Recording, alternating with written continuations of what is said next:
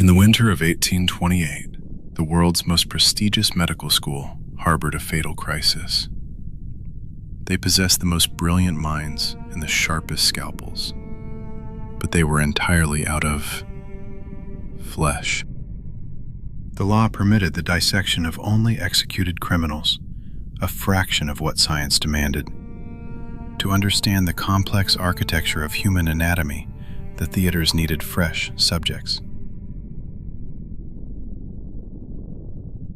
And where the law failed, the black market thrived. The resurrection men were born, grave robbers who dragged decaying bodies from the earth to the pristine tables of the academy.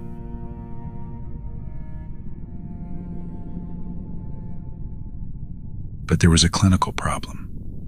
Rotting corpses were anatomically useless. The tissues were necrotic, the fascia dissolved, the organs turning to sludge.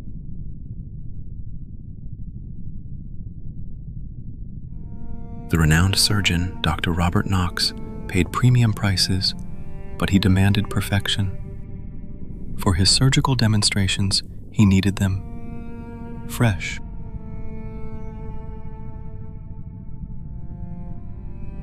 Enter William Burke and William Hare, two opportunistic men who realized a chilling economic truth.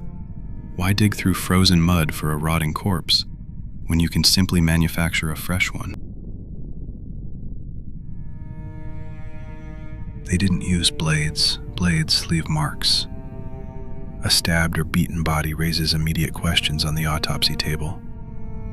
Instead, they invented a method so terrifyingly clinical that it earned its own medical terminology, Burking. They preyed on the marginalized, the sick, the drunk, the forgotten.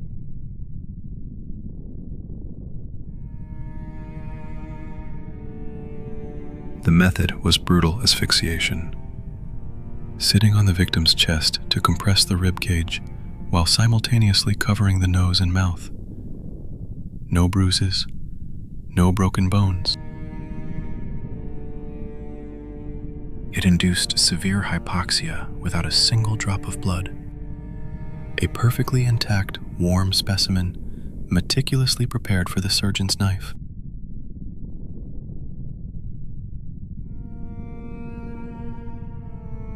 Over 10 months, 16 people vanished from the streets, and 16 perfectly preserved bodies arrived in heavy tea chests at the back door of Dr. Knox's clinic. This is where the ultimate clinical anomaly occurs. Any first-year resident today would recognize the pathology of a Burked victim.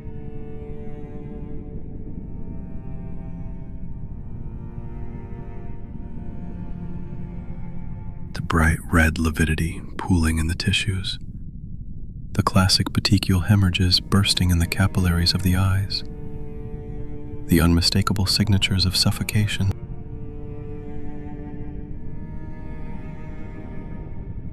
But Dr. Knox asked no questions. For a surgeon obsessed with anatomical perfection, a body without the stench of the earth and the rigidity of extreme rigor mortis was a scientific treasure. His insatiable hunger for flawless dissection blinded him entirely to the pathology of cold-blooded murder taking place on his own table.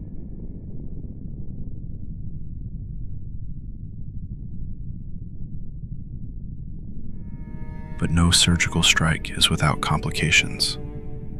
The perfect murder ring collapsed when a body was discovered hidden under a bed before it could reach the academy.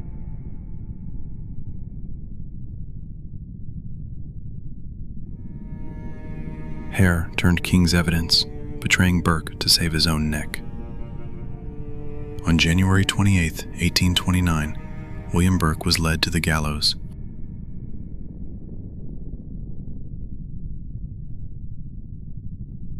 He was hanged in front of a roaring crowd of 25,000 people.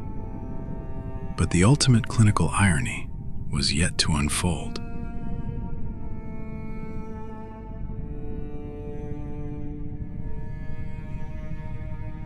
The judge ordered a specific poetic justice. Burke's body was not to be buried. It was handed over to the medical college.